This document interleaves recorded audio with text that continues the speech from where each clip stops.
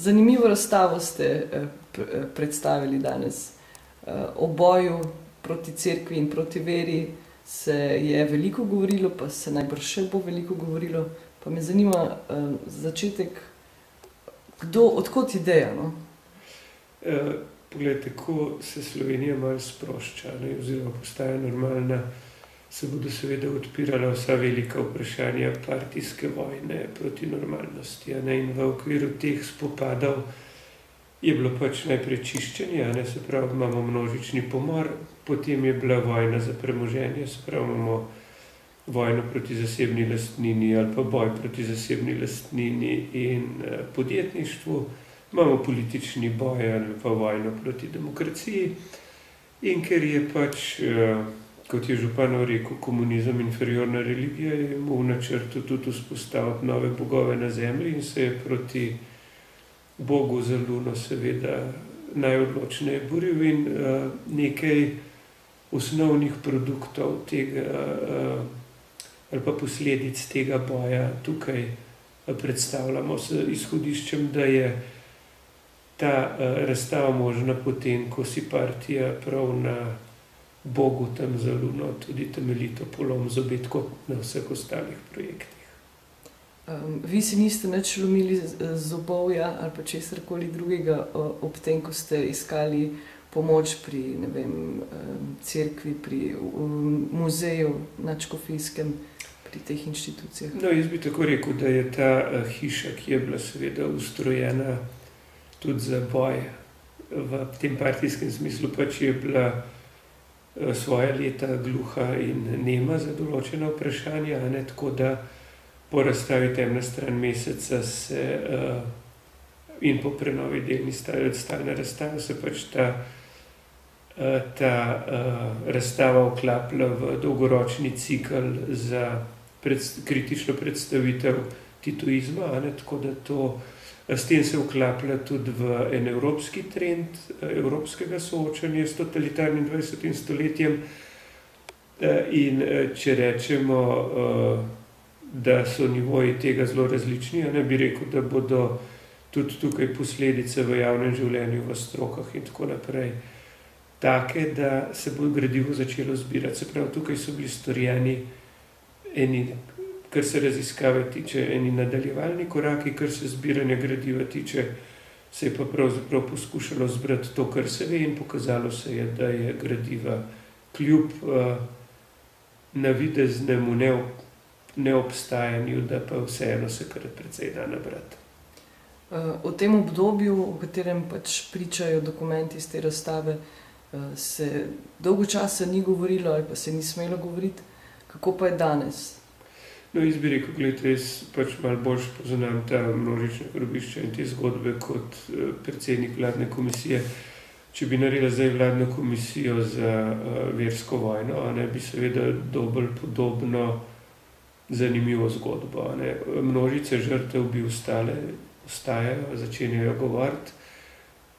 Če imamo tukaj samo verski, recimo ta element recimo cerkvenega uradništva pod udarom in ustanove, bi seveda prišla ta vojna do izraza, da je vsak človek v bistvu na svoji koži občutil, ali krstiti otroka, ali ne krstiti, ali iti k maši, ali ne iti, ali pluvati čez cerkev, ali ne pluvati. Skratka, to je bila stvar, ki se je vsega dotikala in ti ljudje, ki so bili dotaknjeni kot žrtve, govorijo. Imamo pa en izjemen fenomen, gospod Rotar, kot eden glavnih eksekutorjev partijske politike, gospod Ribičič in cela falanga, se pravi vsa partijska množica, ki je bila eksekutor, storilc te politike ali pa tega boja, kot vojaki tega boja, so pa kar naenkrat tiho in jih je sram in jih nikjer ni. Skratka, bi rekel, da se je zgodilo to, da se stvari normalizirajo. Skratka, o vernosti se splača govoriti, poražena vera pa nekako ne najde moči, da bi svoje sovraštvo in svoje nasilje znala pojasniti, kaj šele, da bi se upravičila za njega. Koliko časa je trajalo zbiranje vseh teh dokumentov, iskanje ljudi, pa kako približno je to izgledalo? No, jaz bi rekel, da sam projekt je nastal razmeroma hitro. Se pravi, nastal je lahko zato, ker je dr. Tamara Grizer-Pečarjeva napisala eno kapitalno knjigo, ker je v arhiv nadškofijski zbral toliko in toliko gradiva, ker je objavljenih že toliko in toliko spominov, ker končno tudi pri nas v hiši nastaja ta projekt Moja zgodba. Tako da bi rekel, razstava sama razmeroma hitro, pač fenomen kot velik problem se pa pač začenja preučevati pač kot dokument, kot spomin, kot tako naprej, pač je prisoten in velik in je zato tako ali drugače se kar nekaj ljudi že dolga leta z njim ukvarjalo. Če pustimo emocionalno vrednost, kateri dokument ali pa eksponat na tej razstavi bi bil največ vreden? No, če sem malo oseben, jaz sem se nekaj več ukvarjal s tem križem Škrlatica, ki je poseben fenomen. Skratka, postavijo ga skalaši, ki jim kakšen klerikalnosti in tako naprej ne moramo učitati, ali pa verskega fanatizma. Res ga blagoslovi škof Rožman, se pravi leta 34-35.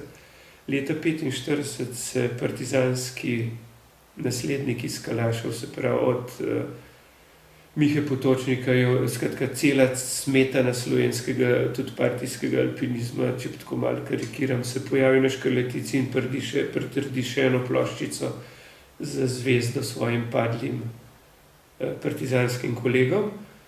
Ampak se pravi, imamo partizanski spomenik na Škrlatici. No? In to pa ni nič kaj dosti pomagalo, ker višek verske vojne je po letu 1950 in okrog leta 1954 predvidoma počijo ta partizanski spomenik par 100 metrov čez prepad Škrlatice. Tako da to je en zanimiv fenomen, da pač, ko bi človek rekel, revolucija žre svoje otroke. Ampak to je za meni tak ljubek eksponat. Seveda pa je cela vrsta zelo pričevalnih dokumentov, ponazoril in tudi samih eksponatov, ki pa verjamem, da jih bodo poslušalci, gledalci tega projekta lahko izbrali po svojem okusu. Za konec samo še vprašanje, kakšna je reakcija mogoče cerkve zdaj na to razstavo, na to zbiranje teh dokumentov, kakšno je bilo sodelovanje, čeprav pač vemo, da so sodelovali v arhivu nadškofijskem.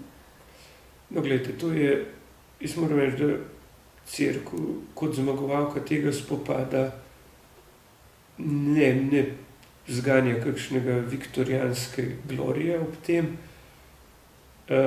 Verjamem, da bo civilna znanost dolžna opozoriti cerkev tudi na ta laični del, skratka na laične vernike, ki so v tem spopadu zlasti ženske nosile ključen delež, ki si niso pustile gospe in gospodične vere vzeti, in so tudi na svoje moške kilave s trdo roko pritisnile. Ampak pač jaz bi rekel tako, da pač cerkev kot institucija je projekt podprla, verjamem pa, da lahko ena razumna antropologija dimenzijam projekta še veliko doda.